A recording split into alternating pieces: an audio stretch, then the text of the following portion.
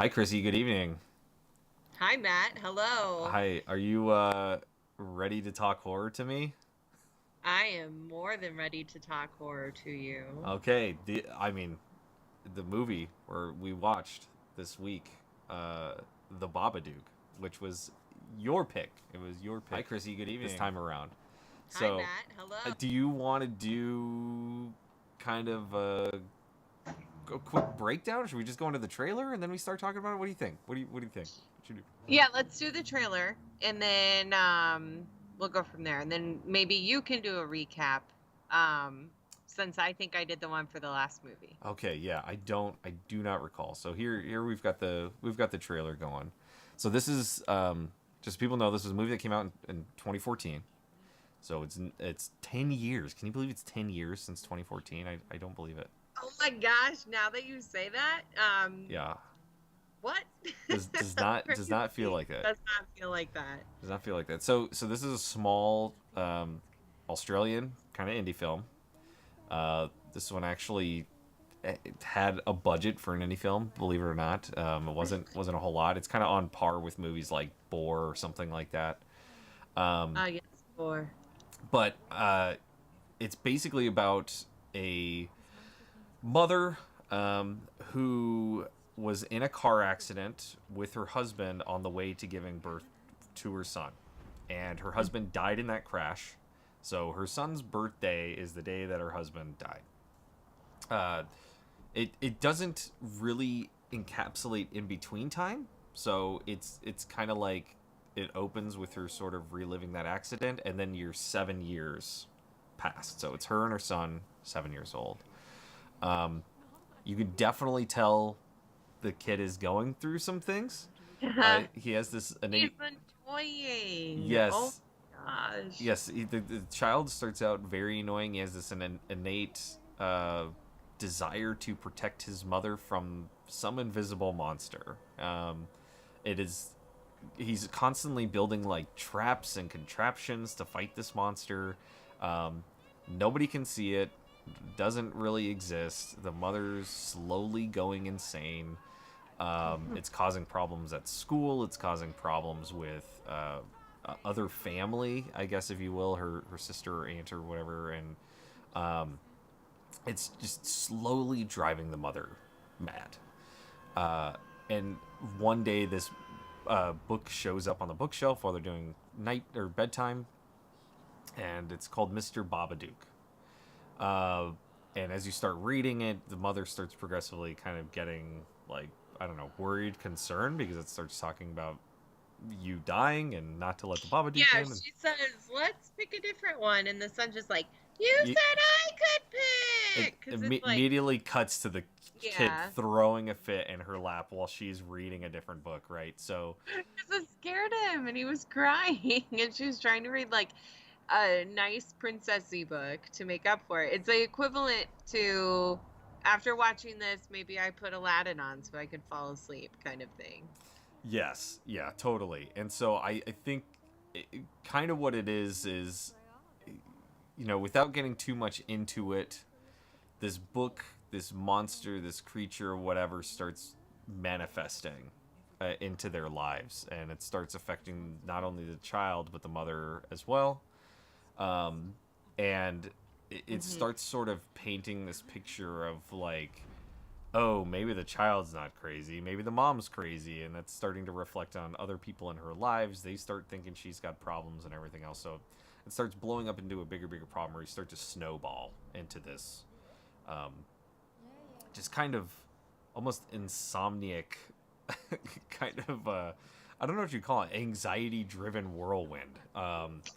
You like feel her losing control. Yes, it does a very good job of that. And so let's see. Before we even get into that, I'm going to jump over to the info.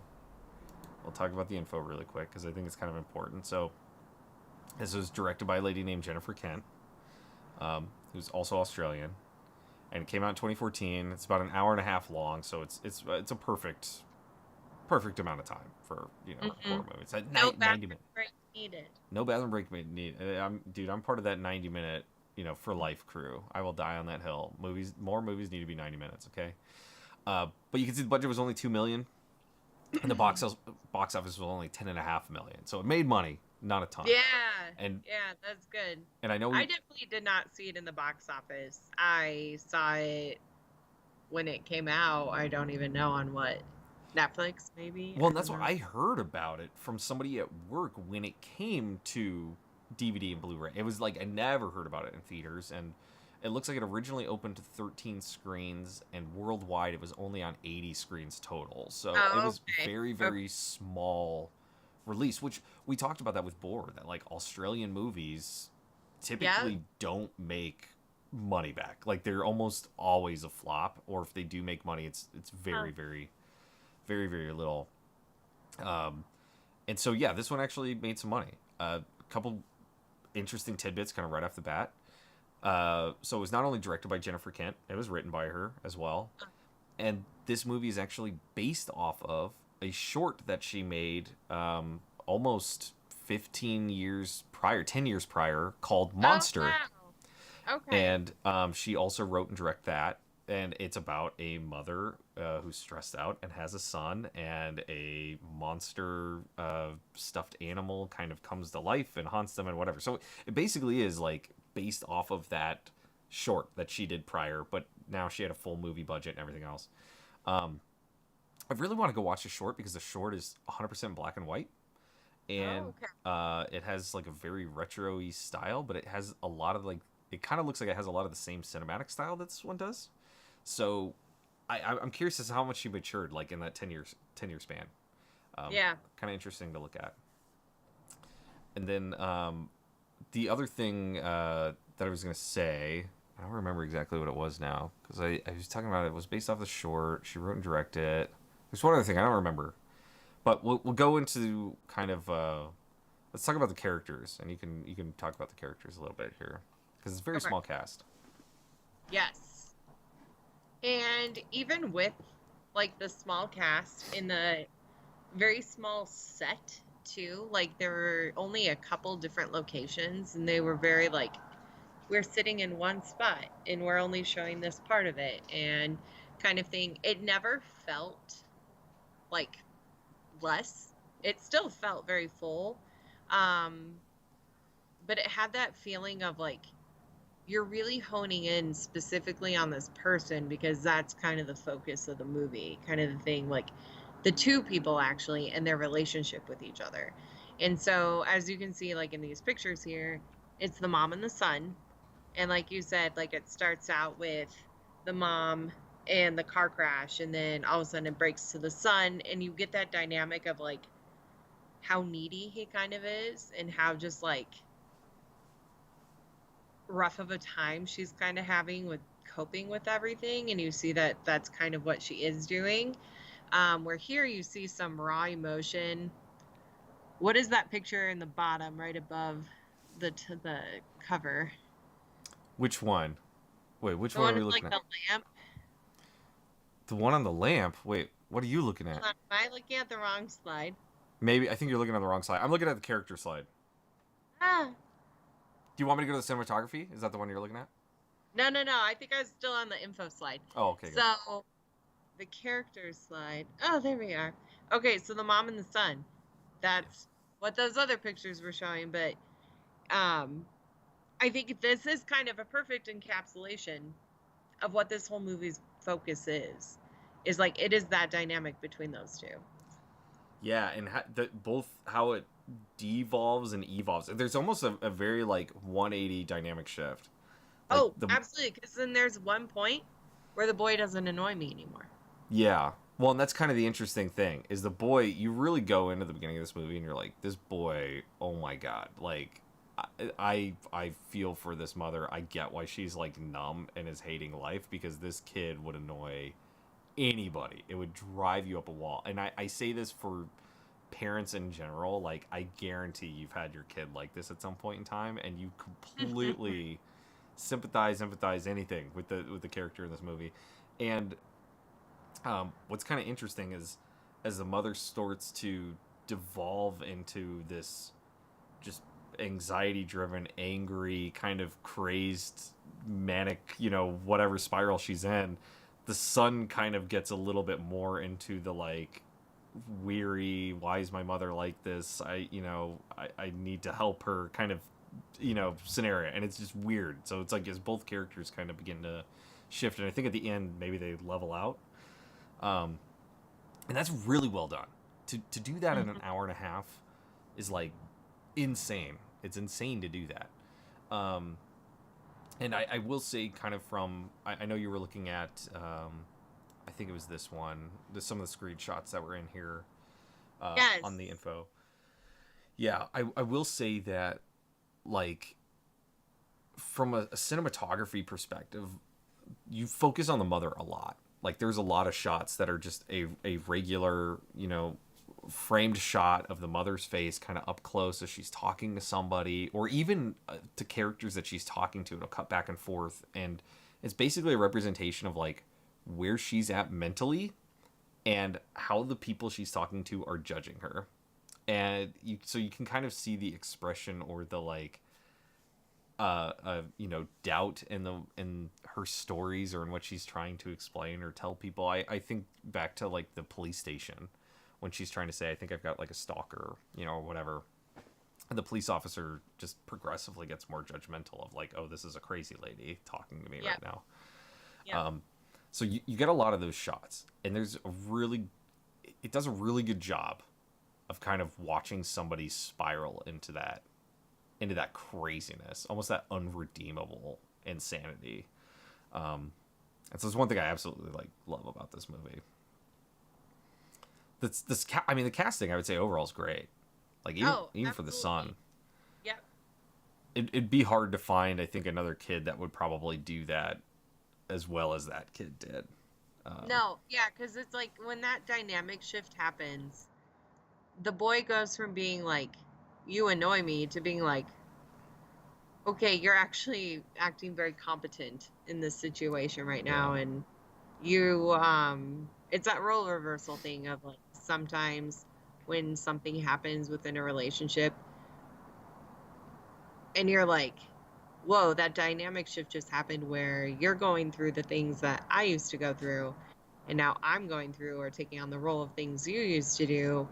And the thing that it does is it builds that empathy for that other person, where it's like, that thing that used to annoy me about you, I understand now. And so now we can kind of come to an understanding, and it's no longer a tenseness or issue between us. And like, that part of our relationship has in a way made it stronger.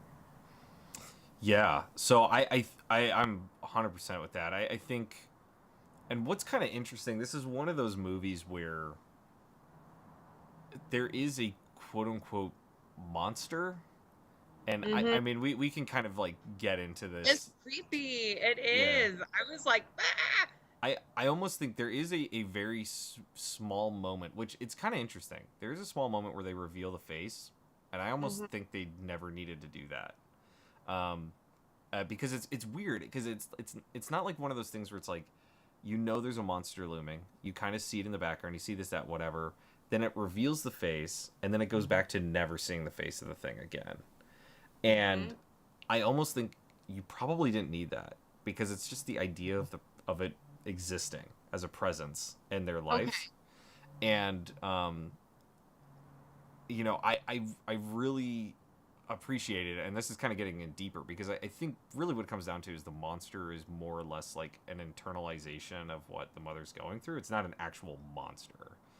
And so what they're experiencing is really through the mother doing things, and, having this dynamic in the house and stuff like that, and slowly her just kind of going a little crazy, juggling the death of her husband, her son that's, bothering her all the time, mixed relationships outside of home. Yeah, and it's just like real not good positive relationships from people. Like, that guy her work friend tries to be supportive, and it's like she doesn't want to let him in.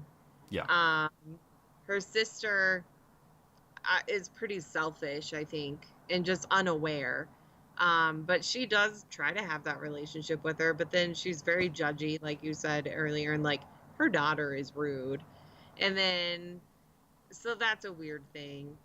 But I mean, I get it. I've been at that point where she was, where it's like, yeah, she doesn't want to celebrate her son's birthday on his birthday On the day that her because that's the husband death died. of her husband. Yeah. Yeah. So it's like when she gets to that point, because at the end they are celebrating his birthday separate from his cousin, and it's like she's in a space where she can move forward, and it's because she has this thing under control. Yeah. Because Right. the Babadook doesn't actually leave. And so that's something that I was gonna say we should probably bring up here, kind of in the center photo.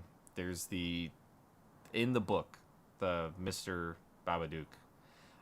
It changes throughout the movie, so the book keeps showing back up at her Mhm. house, but the story or the pages in themselves keep changing, which kind of represent things that she is doing or is going to do. The book basically kind of lays out the actions of what she's going to do throughout the remainder of the movie, but it's sort of this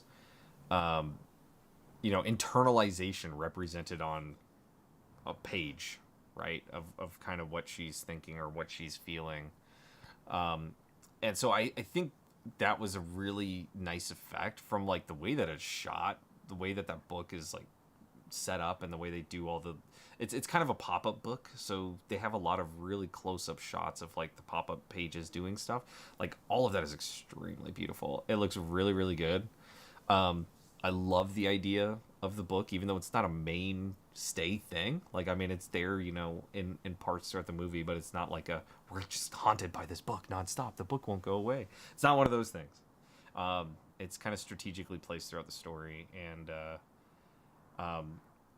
the main thing is like, as you were kind of saying, the line of like, don't let him in, and you can never really get rid of the Babadook, is listed in that book while they are reading it. And I think that's ultimately what happens. Is the Mhm. mom lets it in, Absolutely. lets in that internalization. She starts kind of going crazy, starts going through that spiral. The stress is getting to her, lack of sleep's getting to her. Um, just son, life, work, sister, all of that stuff start getting to her, and she let the Babadook in and kind of started going crazy. Um, with the sort of main goal, without getting to the end, of that the Babadook doesn't really go away. The only thing you can kind of do is tame the Babadook. So, um, I don't know. Are we kind of at that ending, like spoilery realm? If I didn't Oh really yeah. spoiler. I think maybe we don't do a good job of being like spoilers, but I think maybe it should be assumed that like we don't talk about the movie. Well, the So movie's 10 years old, so if you haven't seen it, I don't know. then it's available on multiple different things, so it's accessible. That's right. Just like we are on Spotify and YouTube and no, okay. Um, Oh, are we even though? kind of, kind of. Whenever we feel like it, we are. Um, We'll get around to it, right? yeah, yeah. Whenever we get around to it, but that's kind of the ending. And I will say too. So the quote unquote monster doesn't show up until 46 minutes in. So basically Oh halfway, wow. almost to the beat, halfway. That's the first time you see it.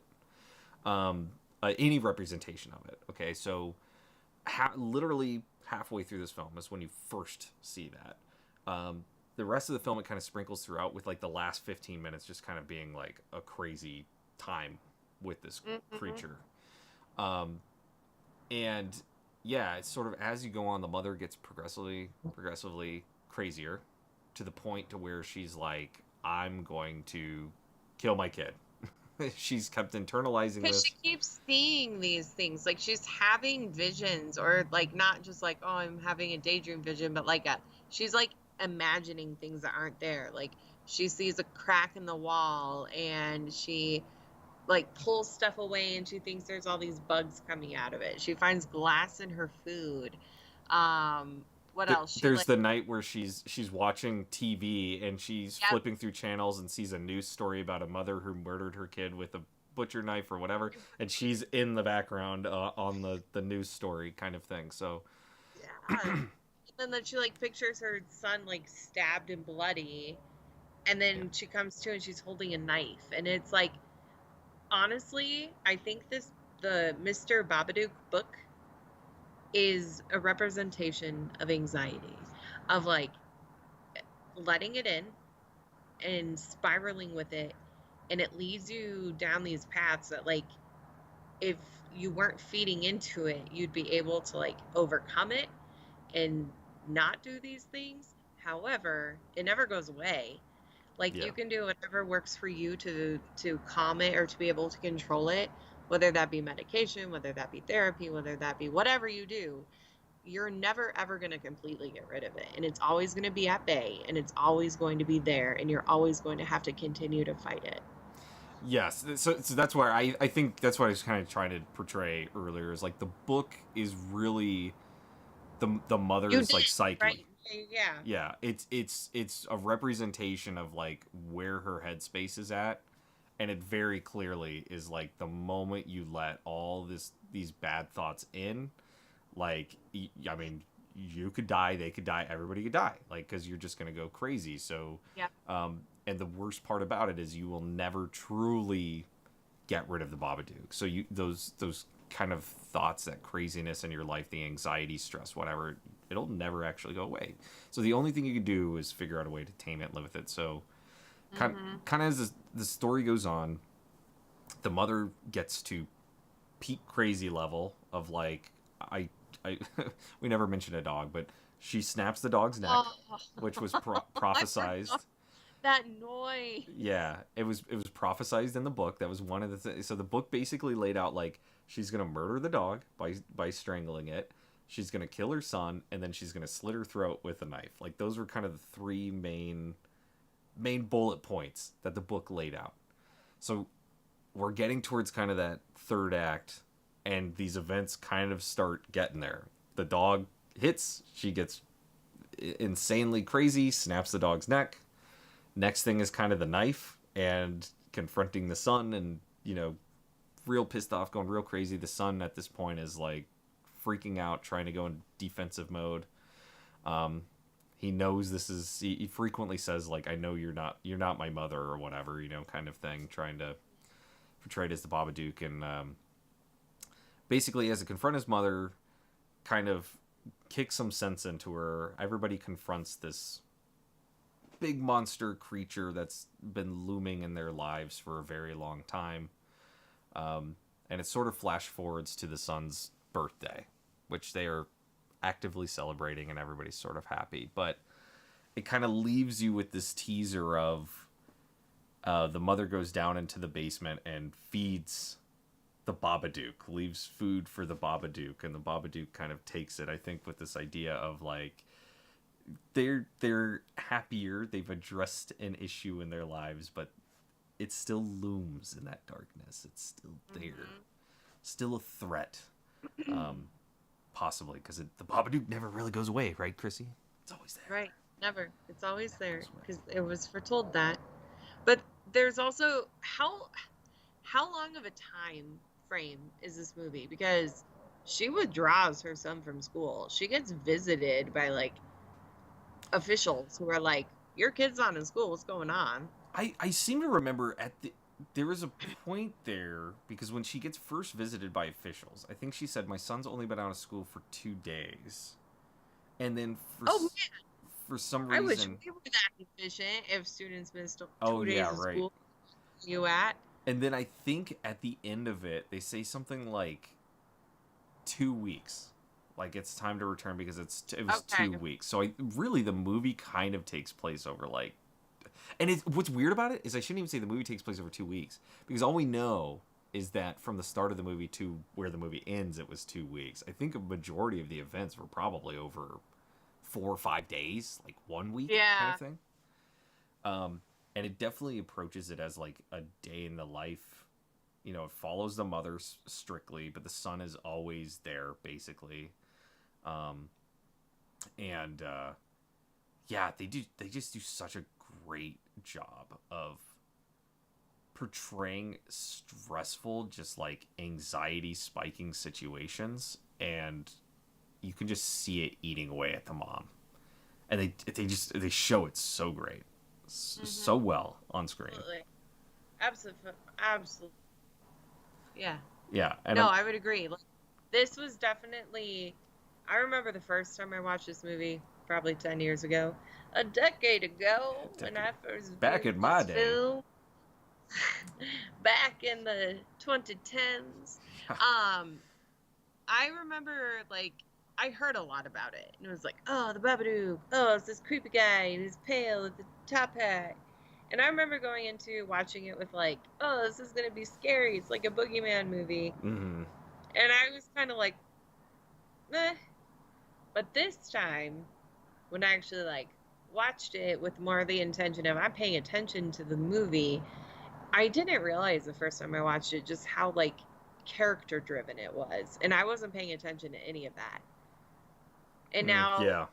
Babadook himself is kind of very secondary when you're watching the movie. Oh yeah, for sure.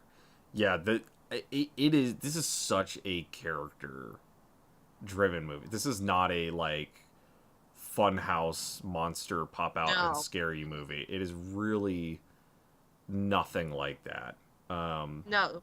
Yeah, so it is definitely like a character drama, almost like tied into just a horrific event, like as a horror movie, which is great. I mean, I don't think there's enough like that. I mean, we talk about from a casting standpoint, there's a very small cast in this movie. You know, the mother and son are basically in their vast majority of it.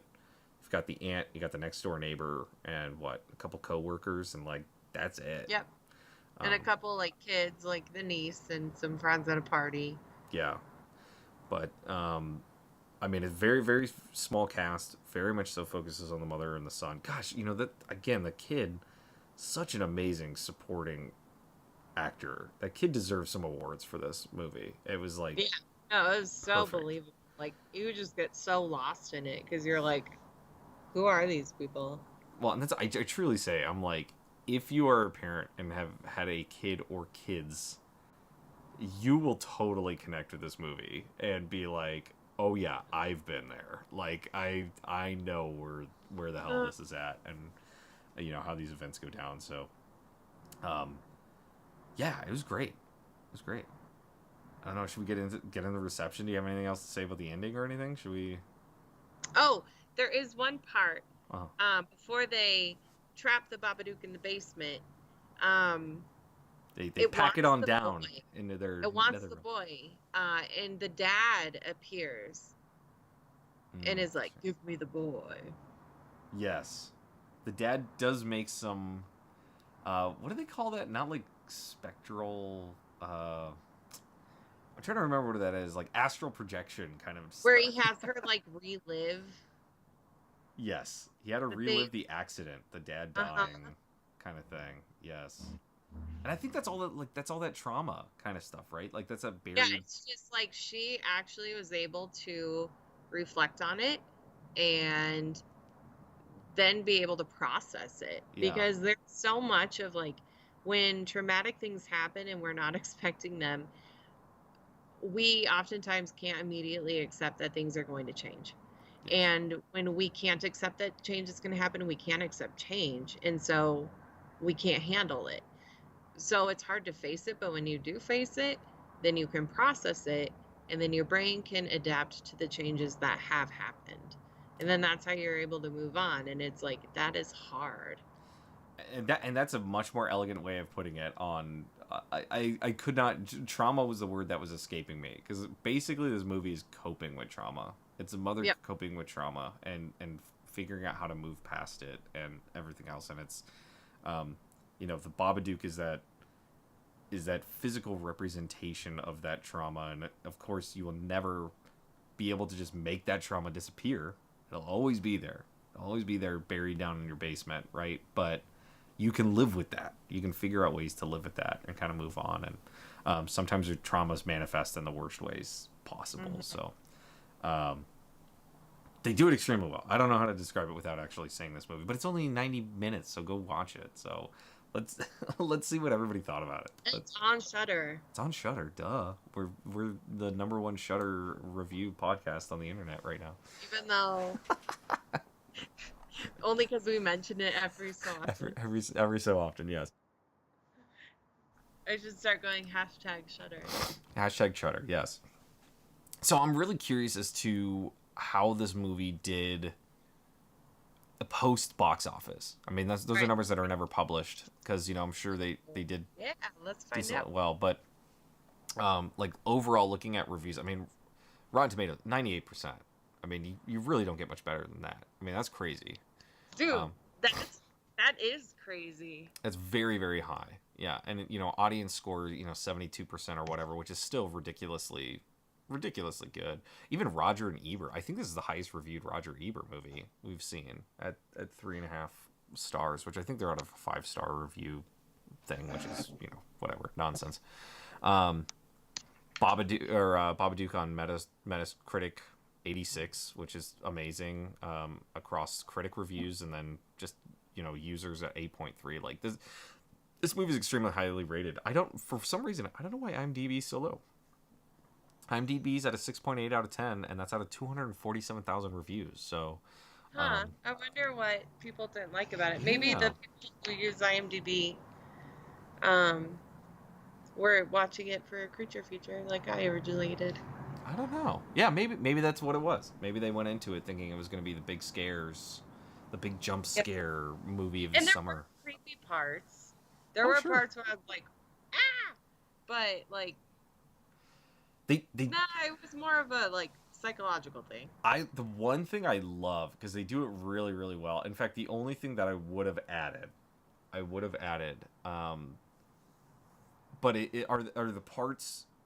The Babadook never walks. Okay, it's always represented on a like floating dolly thing. It's just kind of in a pose, and it will just kind of float towards the and camera. It was like there's a noise that goes along with it. It's almost what it is. And it's like it's very bug crawling. Yes, like an insect. Like it's like he's 2D trying to move around like in a 3D world. Yeah, and that's like that's a good way of describing it. Like he's from the pop-up book. Oh shoot, maybe that's what it is. I think you unlocked kind of what that is. So so I think that's where I'm kind of like I loved that from a cinematography standpoint. Like the way they shot things was really, really great. And yeah, it was fun. The only thing I would have done differently on those, I'd be curious. I wonder if I can do that in editing, just to play around with it. But Peter Jackson and Lord of the Rings constantly did this thing. You can kind of add anxiety to a shot where not only is an object moving towards you, but basically you can move the camera in while also zooming out. So you get this really weird warped effect because the camera's moving forward, so you'd think you'd be moving through the space, but it's also zooming back, so it's shrinking the picture. And you get this really awkward feel to it. And with how cool the floating just Babadook is kind of coming at you, I think it would be really cool to kind of do the camera and zoom out like that. I wonder how that would look. I should like test shot that in my basement. I gotta get a Babadook cloak and kind of just like do some test shots. But anyway, if we have socials, he will post them. Yes, on when I do that someday. We need a secretary. That's what we need. We need to get a secretary to kind of do all this stuff for us, or an intern. I used to be an intern back in the day. An intern. Get an intern to do it. Yeah. So very highly reviewed. Very highly reviewed. So I guess at this rate we gotta figure out what our review is. Yeah. And I don't remember who went first. I knew what my review was before you showed this slide. Okay. Because I've been thinking about it. All right. Do you want me to go first, or do you want to go first? I don't know who went first last time, but remember. You picked the movie, so I think you do the review. I can do the synopsis, but you do the review of the movie you picked. How about that? Okay. 23-year-old Chrissy, who watched this movie, thought it was like meh. This is almost a retrospective now, because we saw it 10 years ago, and now we're right re-reviewing it. Yeah. Yeah. I think everything is worth a re-review. Books are worth rereading. Movies are worth rewatching. Music is worth re-listening to because your frame of reference is always changing, and therefore you'll always identify something different in it. And with this movie, I feel like there was just so much of it that I really felt like I understood this journey that she went through and everything she went through and how it made her feel, and then how those feelings made her act and the way it affected everyone around her. And it was a very emotional movie to watch while also being kind of creeped out, which is like super fun for me. Yeah. So I really liked that. And there were just like literally no notes. Like I thought it was so good. Every part of it. Like there might be some parts where it seems almost kind of like an independent film where it's Yeah. like the exchange, you're kind of like, oh, this is like a weird dynamic kind of thing. But I think in doing that is what really built up that's like showing what those relationships were like. And so I'm giving it 10 Babadook dukes. Oh my goodness. I know. I'm surprised at myself, but I stand by it. Yeah, you do. Okay. So, um, I I mean, without rehashing everything you just said, like, 'cause, I mean, I basically agree with you. I think it's really hard to find a strongly character-driven horror movie that's also creepy, because Mm-hmm. most horror movies rely on one thing or the other. They rely either on the characters and it ultimately just isn't creepy, or it's, it's a nothing burger, or they go too far to the monster and it's just a monster, movie, um, with throwaway characters that you really don't care about. This is like that, really that perfect balance by almost making the monster basically, you know, a character trait in itself. You get the best of like both those worlds, Yeah, and absolutely. it would be fine if that was the only concept with it, but it has very competent cinematography. The pacing is like so on point. The pacing is perfect. I mean, for a 90-minute movie, it nails it on the head, like every which way. Um, so there's everything about it. Uh, it is fantastic, and my gut is telling me. My gut is telling me. It's telling me to give this thing a 9, but but I have a hard time arguing what would be wrong with this movie to demote it to a 9. So I think that this is like, I give this the 10, like, don't let me in, out of 10. I think I have to. Like, I have to. Did this just happen? I think it did. I think we both agreed on a perfect. Wait, hold on.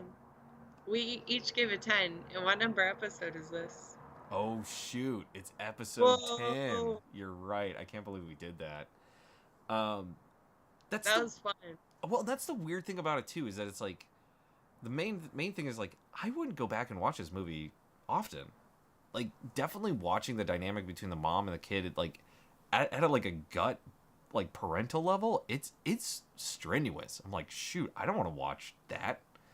But it's so well done that it's like that's the best part about movies, that make you feel something. Um Hmm. and Like, make you really reflect on your own life, yeah. too. Yeah, you really, really reflect on your life. And, I'm really mad that we're going to get into the similar movies that we love, because talking through this, I would absolutely change what I recommended. 1,000%, I would change it. So I'll swip over to that slide and I'll let you kind of speak to yours first, and then I'll complain about mine and what I would change it to. So how about that?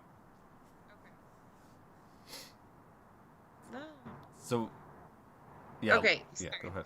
Oh, okay. I'm real excited to hear you because I love me some J-Lo, but also The Cell is like one of my all-time favorite movies. So That's what I I'm was just so thinking. I'm like, sorry. I I kind of just want to had go to come watch in it. I was like, I kind real quick. of want to go watch it after this. Like, I just Oh, sort of want to go so pretty. binge watch it. Um, okay. His house was mine because When I was thinking of what is a similar movie to this, the thing that like I guess my favorite part about this movie was the actual like things that she was seeing when she was starting to go cray cray, and like the thing in the wall where the little bugs were coming out, the car accident that we didn't even talk about where she saw it in the mirror, and it's like the Oh kid yeah. saw it too, and he like seizure or something, and that made me think of this movie where there's like they're not, I want to say refugees, and they're in this foreign country, and so they're living in this place that's not like super awesome, and they start seeing like these cracks in the walls, and they start seeing things in it, and it's like, is it there, are they imagining it? And it was that very same like idea of like there's this thing haunting them that's part of where they are, and they don't really Mm, know how to fight it, okay. which is where I went with that similarity, because that was another aspect of the movie that like when I think back on it, like visually really stuck out to me. And I've never seen that movie. I don't even think I've heard of it. So I'm I like, oh, really, if there's a scary movie available on something, I put it on. oh Like really? I'll like click through and I'm like, I've seen this, I've seen this, I've seen this. Like I watch everything, and so it's just Okay. one that it made me think of that I put on one time on Netflix. Okay. So I originally picked The Cell, and again, I would change this. I originally picked The Cell because a lot of it had to do with that kind of character psyche. This is a little Mm. bit more of like going in the mind of a crazy person kind of thing. Oh Um, yeah. and so with that, they have some just insanely beautiful shots, like weird.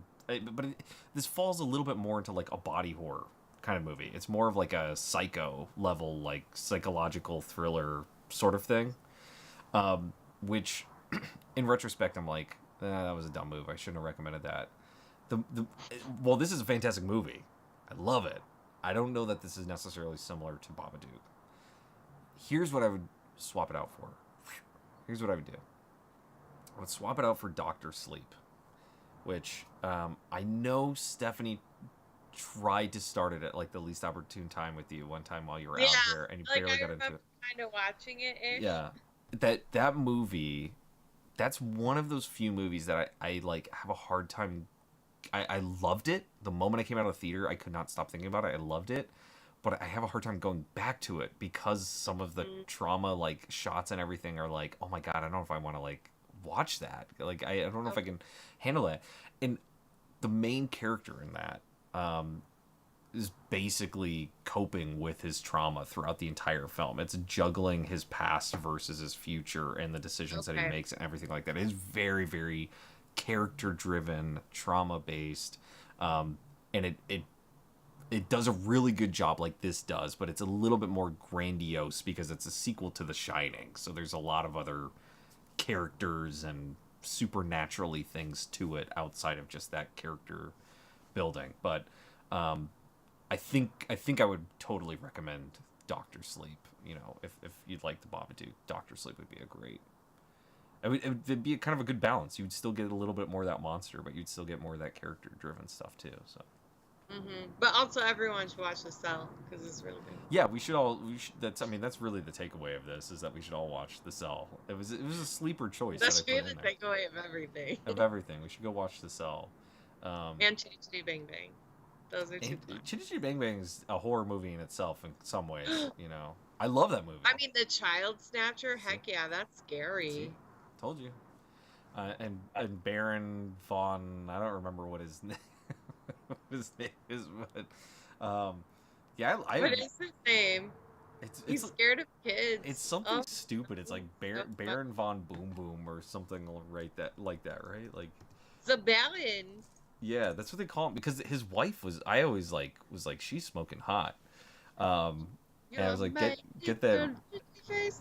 get those My... Renaissance pantaloons going, you know. I don't know, whatever. Oh my gosh, that movie. Yeah, I'm That trying movie too. It's Baron just watch all these Bombburst. movies. Baron Baron Bombburst. Bumpus. And then From Baroness Bombers. Bulgaria. Yes, yeah, I don't know, such a weird.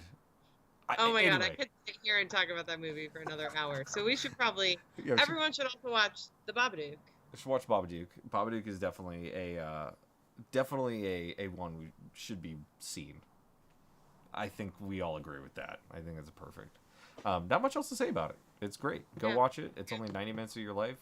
It's on Shudder, and I'm sure a bunch of other things. If not, steal it. No, I'm kidding. Don't do that. We are not actually get saying that. get the creator money somehow, because which that was the last. I remember the last note as we were talking through that. The lady that wrote and so gracefully directed this movie, she, as typically does not happen, 100% owns the rights to the Babadook. It's not a studio-owned IP. Oh. And she very explicitly said there will never be a sequel to that movie. She will never allow it. She never wants it. There will never be another Babadook.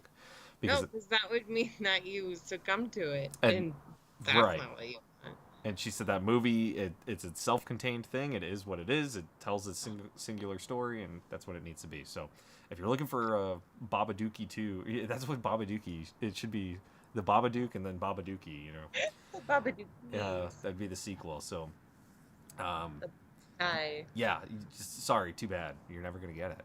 That's it. It's over. All right. Well, thanks for talking horror to me. Yeah, well, thank you. I mean, we finally made it, so... Yeah. We'll go ahead and call it tonight, and then we'll see you. We'll see you when we see you. Stay tuned. Yeah, stay tuned. Bye. Bye. Bye. Bye now. Bye. Bye now.